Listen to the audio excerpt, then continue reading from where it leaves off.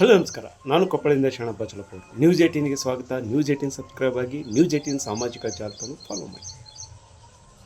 ಇತ್ತೀಚಿನ ದಿನಗಳಲ್ಲಿ ಯುವಕರು ದುಶ್ಚಟಗಳಿಗೆ ದಾಸರಾಗ್ತಾ ಇದ್ದಾರೆ ಎನ್ನುವಂಥ ಒಂದು ಅನಿಸಿಕೆ ವ್ಯಕ್ತವಾಗ್ತಾ ಇದೆ.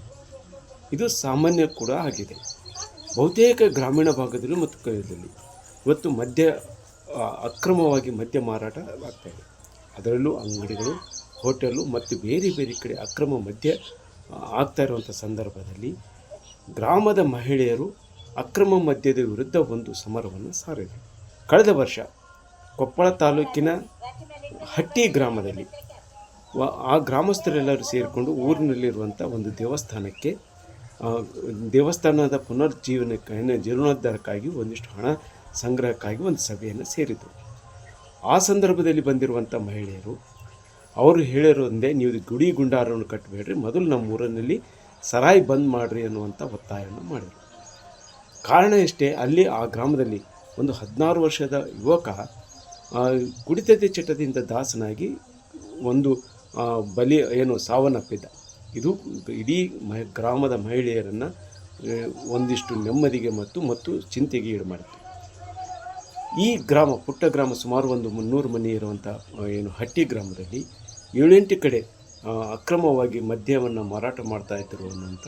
ಇದರಿಂದಾಗಿ ಅಲ್ಲಿರುವಂಥ ಯುವಕರು ಮತ್ತು ಕೃಷಿಕರು ಎಲ್ಲರೂ ಸಹ ಕುಡಿತದ ದಾಸಕ್ಕೆ ಒಳಗಾಗಿದ್ದರು. ಇದನ್ನು ಹೇಗಾದರೂ ಮಾಡಿ ಬಂದ್ ಮಾಡಲೇಬೇಕು ಅನ್ನುವಂಥ ಕಾರಣಕ್ಕಾಗಿ ಆ ಮಹಿಳೆಯರು, ನೀವು ಗುಡಿ ಗುಂಡಾರಕ್ಕಿಂತ ಮೊದಲು ಇಲ್ಲಿ ಸರಾಯಿ ಬಂದ್ ಮಾಡಿರಿ, ಹಾಗಾದ್ರೆ ಮಾತ್ರ ನಾವು ದೇವಸ್ಥಾನಕ್ಕೆ ಹಣ ಸಂಗ್ರಹ ಬೇಕಾಗಿದೆ, ಅದಕ್ಕೆ ಕೊಡ್ತೀವಿ ಅನ್ನುವಂಥ ಮಾತನ್ನು ಹೇಳಿದರು.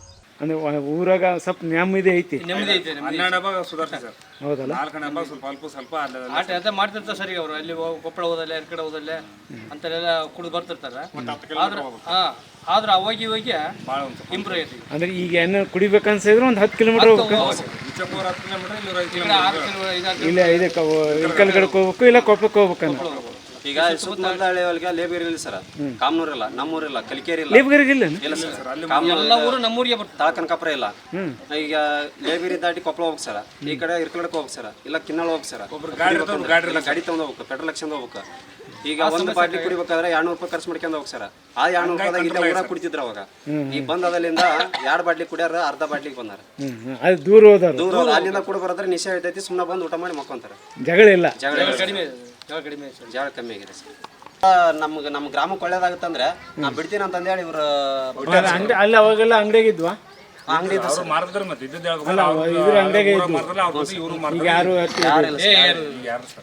ಎಲ್ಲರೂ ಸೋತ್ರಿ ಸರ, ಈ ಅಮ್ಮ ಗೆದ್ದಂಗೆ. ಈಗ ಮಾರೋದ್ ಬಿಟ್ಟಕ್ಕೆ ಗೆದ್ದಂಗೆ. ಇವ್ರ ಸರ ನಾನೆಲ್ಲ ಮಾರೋದಿಲ್ಲ ಅಂತ 4 ಮಂದಿ ಬಂದು ಇವರ ಮಾತು ಕೊಟ್ಬಿಟ್ರು, ನಾ ಮಾರೋದಿಲ್ಲ ಅಂತಂದೇಳಿ.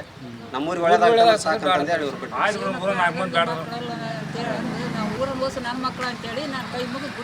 ಈಗ ಎಲ್ಲಾ ಕಡೆನೂ ಸಹಿತ ಸರಾಯಿ ಕುಡಿತಿದ್ರ, ಸರಾಯಿ ಮಾರ್ತಿದ್ರು.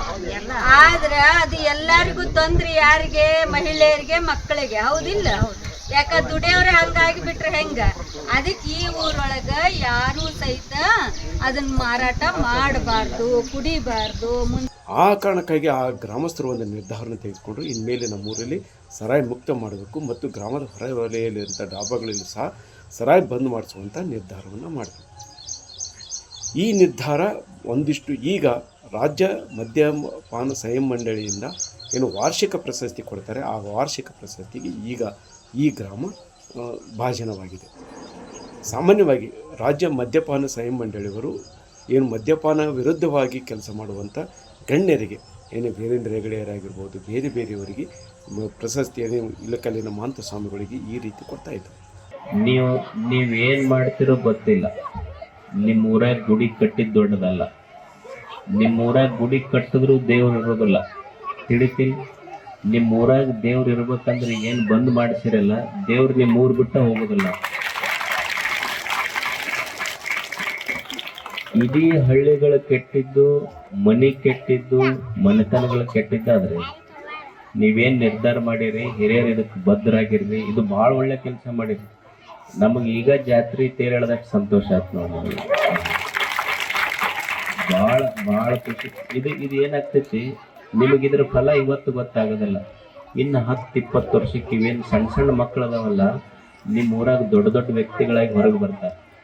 ಮತ್ತು ಅವು ಅಂಗಡಿ ಎಲ್ಲ ನಾವು ಊರಾಗ ಪರ್ಮಿಷನ್ ಕೊಟ್ಟು ಅಂದ್ರೆ ಬರೀ ಊರಾಗ ಕುಡುಕರು ಜಗಳ ಬರೀ ಇದ ಶುರು ಆಗ್ತೈತಿ. ನಾವು ಭಾಳ ಚಲೋ ಕೆಲಸ ಮಾಡಿರಿ.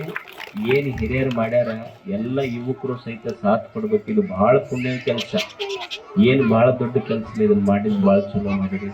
ಭವಿಷ್ಯದ ಸದಾ ನಿಮಗೆ ಅದು ಶಕ್ತಿ ಕೊಡ್ಲಿ ಅಂತ ನಾವು ಪ್ರಾರ್ಥನೆ ಮಾಡ್ತೀವಿ. ಆದರೆ ಈ ಬಾರಿ ಅವರು ಕೊಪ್ಪಳದ ಗವಿಮಠದ ಗವಿಸಿದ್ದೇಶ್ವರ ಸ್ವಾಮಿಗಳು ಕೊಡಬೇಕು ಅನ್ನೋಂಥ ನಿರ್ಧಾರಕ್ಕೆ ಬಂದರು. ಆದರೆ ಗವಿಸಿದ್ದೇಶ್ವರ ಸ್ವಾಮಿಗಳು ನಾನು ಯಾವುದೇ ಪ್ರಶಸ್ತಿಯನ್ನು ಸ್ವೀಕರಿಸೋದಿಲ್ಲ, ಆದರೆ ಈ ರೀತಿ ನಿರ್ಧಾರ ಮಾಡಿದ್ದೀನಿ. ಅದಕ್ಕಾಗಿ ನಮ್ಮ ಗ್ರಾಮದಲ್ಲಿ ಏನು ನಮ್ಮ ತಾಲೂಕಿನಲ್ಲಿ ಹಟ್ಟಿ ಗ್ರಾಮಕ್ಕೆ ಪ್ರಶಸ್ತಿಯನ್ನು ನೀಡ್ರಿ ಅನ್ನುವಂಥ ಉದ್ದೇಶವನ್ನು ಒಂದು ಸೂಚನೆ ನೀಡಿದರು. ಆ ಹಿನ್ನೆಲೆಯಲ್ಲಿ ಮದ್ಯಪಾನ ಸಂಯಮ ಮಂಡಳಿಯವರು ಇವತ್ತು ಹಟ್ಟಿ ಗ್ರಾಮದಲ್ಲಿ ಏನು ಆಗಸ್ಟ್ 16ರಂದು ರಾಜ್ಯ ಪ್ರಶಸ್ತಿಯನ್ನು ನೀಡ್ತಾರೆ. ಅದರ ಜೊತೆಗೆ ಕೊಪ್ಪಳ ಜಿಲ್ಲೆಯಲ್ಲಿ ಇನ್ನೂ 10 ಗ್ರಾಮಗಳಿಗೆ ಒಂದು ಅಭಿನಂದನಾ ಪ್ರಶಸ್ತಿಯನ್ನು ನೀಡುವಂಥ ಒಂದು ದೊಡ್ಡ ಒಂದು ರಾಜ್ಯ ಮಟ್ಟದ ಕಾರ್ಯಕ್ರಮ ಆಯೋಜನೆ ಮಾಡಲಾಗಿದೆ. ನಾವು ಈ ನಮ್ಮೂರಲ್ಲಿ ಇದೊಂದು ಫಂಕ್ಷನ್ ಚೆನ್ನಾಗಿ ನಡೆಯಕತ್ತೈತಿ. ಕುಡಿಯೋದು ಬಿಡಿಸಿ ಎಲ್ಲ ಊರು ಗದ್ದಲ ಆಗೋದು ಎಲ್ಲ ಇದಾಗೋದು ಯಾವುದೇ ರೀತಿ ತೊಂದರೆ ಇಲ್ದಂಗೆ ಚೆನ್ನಾಗಿ ನಡೀತಾ ಇದೆ. ಗವಿಸಿದ್ದೇಶ್ವರ ಅಜ್ಜರು ಬಂದು ನಮಗೆ ಈ ಫಂಕ್ಷನ್ ಮಾಡಿಕೊಡ್ತಾ ಇದ್ದಾರೆ. ನಮಗೆ ಚೆನ್ನಾಗಿ ಅನ್ನಿಸ್ತಾ ಇದೆ. ಇದೇ ರೀತಿಯೇ ಮುಂದುವರ್ಕೊಂತ ಹೋಗ್ಲಿ ಅನ್ನೋದು ನಮ್ಮ ಆಸೆ, ಈಡೇರಿಸ್ಬೇಕನ್ನೋದು ಅಷ್ಟೇ ನನ್ನ ಆಸೆ. ನಾವು ಈ ಆಗಸ್ಟ್ 16ರಂದು ಹಟ್ಟಿ ಗ್ರಾಮದಲ್ಲಿ ಒಂದು ಸಂಯಮ ಪ್ರಶಸ್ತಿಯ ಕಾರ್ಯಕ್ರಮ ಗವಿಸಿದ್ದೇಶ್ವರ ಪೂಜ್ಯರ ಸಾನ್ನಿಧ್ಯದಲ್ಲಿ ನಡೀತಾ ಇದೆ. ಇದುವರೆಗೂ ನಾವು ವ್ಯಕ್ತಿಗಳಿಗೆ ಪ್ರಶಸ್ತಿಯನ್ನು ಸಂಯಮ ಪ್ರಶಸ್ತಿಯನ್ನು ಕೊಡ್ತಾ ಇದ್ದೀವಿ. ಆದರೆ ಈ ವರ್ಷ ಈ ಹಟ್ಟಿ ಗ್ರಾಮವನ್ನು ಆಯ್ಕೆ ಮಾಡಿ 16ನೇ ತಾರೀಕಿಗೆ ಕಾರ್ಯಕ್ರಮ ಇದೆ. ತಾವೆಲ್ಲ ಬಂಧುಗಳು ಈ ಜಿಲ್ಲೆ ಮತ್ತು ಸುತ್ತಲಿನ ಜನರು ಈ ಕಾರ್ಯಕ್ರಮದಲ್ಲಿ ಪಾಲ್ಗೊಳ್ಬೇಕಂತ ಕಳಕಳಿಯಾಗಿ ತಮ್ಮಲ್ಲಿ ಕೈ ಜೋಡಿಸಿ ಕೇಳ್ತೀವಿ. ಈ ಪ್ರಶಸ್ತಿ ಏನಿದೆ ಅಂದರೆ 1 ಲಕ್ಷ ರೂಪಾಯಿ ಬಹುಮಾನ ಇದೆ ಮತ್ತು ಪ್ರಶಸ್ತಿ ಪತ್ರ ಮತ್ತು ಅವರಿಗೆ ಸನ್ಮಾನ ಮಾಡತಕ್ಕಂಥ ಕಾರ್ಯಕ್ರಮ ಇರೋದರಿಂದ 1 ಲಕ್ಷ ನಗದು ಬಹುಮಾನ ಇದೆ. 1 ಲಕ್ಷ ರೂಪಾಯಿಯನ್ನು ಮದ್ಯಪಾನ ಸಂಯಮ ಮಂಡಳಿಯವರು ನೀಡುವಂಥ ಪ್ರಶಸ್ತಿಯನ್ನು ಗ್ರಾಮಸ್ಥರು ಸಹ ಅದೇ ಹಣವನ್ನು ಒಂದು ಕಡೆ ಠೇವಣಿ ಇಟ್ಟು ಆ ಬರುವಂಥ ಬಡ್ಡಿಯಲ್ಲಿ ತಮ್ಮ ಗ್ರಾಮದ PUC ಮತ್ತು SLCಯಲ್ಲಿ ಉತ್ತಮ ಸಾಧನೆ ಮಾಡಿರುವಂಥ ಪ್ರತಿ ವರ್ಷದ ಒಬ್ಬರಿಗೆ ಒಂದು ಪ್ರೋತ್ಸಾಹಧನ ನೀಡುವಂಥ ಒಂದು ನಿರ್ಧಾರ ಮಾಡುತ್ತಾರೆ. ಒಟ್ಟಾರೆಯಾಗಿ ಈಗ ಮದ್ಯಪಾನವನ್ನು ವಿರುದ್ಧ ಮಹಿಳೆಯರು ಸಿಡಿದೆದ್ರು, ಗ್ರಾಮಸ್ಥರು ಅದಕ್ಕೆ ಸಹಕಾರ ನೀಡಿದರು. ಈ ಹಿನ್ನೆಲೆಯಲ್ಲಿ ಇವತ್ತು ಆ ಗ್ರಾಮಕ್ಕೆ ಸಂಯಮ ಮಂಡಳಿಯ ಪ್ರಶಸ್ತಿ ಬಂದಿರೋದು ವಿಶೇಷವಾಗಿದೆ. ಇಂಥ ಅನೇಕ ಏನು ಗ್ರಾಮೀಣ ಭಾಗದಲ್ಲಿ ಕುಡಿತ ಚಟದಿಂದ ನೆಮ್ಮದಿ ಹಾಳಾಗ್ತಾ ಇರೋ ಸಂದರ್ಭದಲ್ಲಿ ಈ ರೀತಿ ನೆಮ್ಮದಿ ಬದುಕನ್ನು ಕಟ್ಟಿಕೊಳ್ಳೋದು, ಜೊತೆಗೆ ಕುಡಿತದ ನಂತರ ಇಡೀ ಗ್ರಾಮದಲ್ಲಿ ವ್ಯವಸ್ಥೆ ಏನು ಅಲ್ಲಿಯ ಪರಿಸರವೇ ಬದಲಾಗಿರುವಂಥ ಸಂದರ್ಭದಲ್ಲಿ ಇಲ್ಲಿ ಕುಡಿತ ಚಟವನ್ನು ಬಿಟ್ಟು ನೆಮ್ಮದಿ ಬದುಕಿಗೆ ಇದೊಂದು ಮಾದರಿಯಾಗಿರುವಂಥ ಕಾರ್ಯಕ್ರಮ ಇವತ್ತು ಆಯೋಜನೆ ಆಗ್ತಿರುವುದು ವಿಶೇಷವಾಗಿದೆ. ಶರಣಪ್ಪಾಚಲಾಪುರ್, ನ್ಯೂಸ್ 18 ಕೊಪ್ಪಳ. ನಿರ್ಭೀತ, ನಿಷ್ಪಕ್ಷಪಾತ, ವಿಶ್ವಾಸಾರ್ಹ ಸುದ್ದಿಗಳಿಗೆ ಮತ್ತೊಂದು ಹೆಸರಾಗಿರೋ ನ್ಯೂಸ್ 18 ಕನ್ನಡ ಈಗ ಆಪ್ನಲ್ಲೂ ಲಭ್ಯ ಇದೆ. ದಯವಿಟ್ಟು ಇಲ್ಲಿರೋ QR ಕೋಡ್ ಅನ್ನು ಸ್ಕ್ಯಾನ್ ಮಾಡಿಕೊಂಡು ಆಪ್ ಡೌನ್ಲೋಡ್ ಮಾಡೋದಕ್ಕೆ ಮರಿಬೇಡಿ. ನಿಮ್ಮ ಬೆಂಬಲ ಹೀಗೆ ಸದಾ ನಮ್ಮೊಂದಿಗಿರಲಿ. ಧನ್ಯವಾದ.